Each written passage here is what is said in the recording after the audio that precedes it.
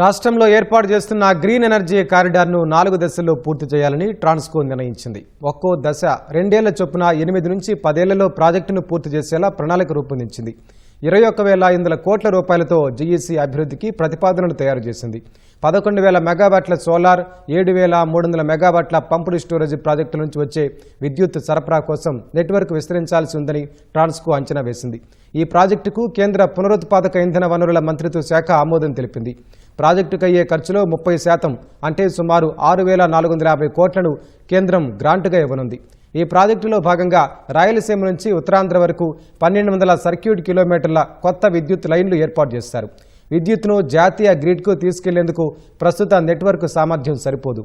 విశాఖలో ఏర్పాటయ్యే డేటా సెంటర్లు, భారీ పరిశ్రమలకు కావలసిన విద్యుత్ సరఫరా చేయాలన్న నెట్వర్క్ విస్తరించాల్సింది. ఏటా కనీసం 2,500 మెగావాట్ల విద్యుత్ సరఫరాకు సరిపడా నెట్వర్క్ను విస్తరించాలన్నది అధికారుల ఆలోచన. జీఈసీ ప్రాజెక్టులో భాగంగా ఒక్కొక్కటి 400 కేవీ సామర్థ్యం ఉన్న 4 కొత్త సబ్స్టేషన్లు అందుబాటులోకి రానున్నాయి. అనంతపురంలో 2, కడప, పశ్చిమ గోదావరి జిల్లాల్లో ఒక్కోటి చొప్పున సబ్స్టేషన్లు ఏర్పాటు చేస్తారు.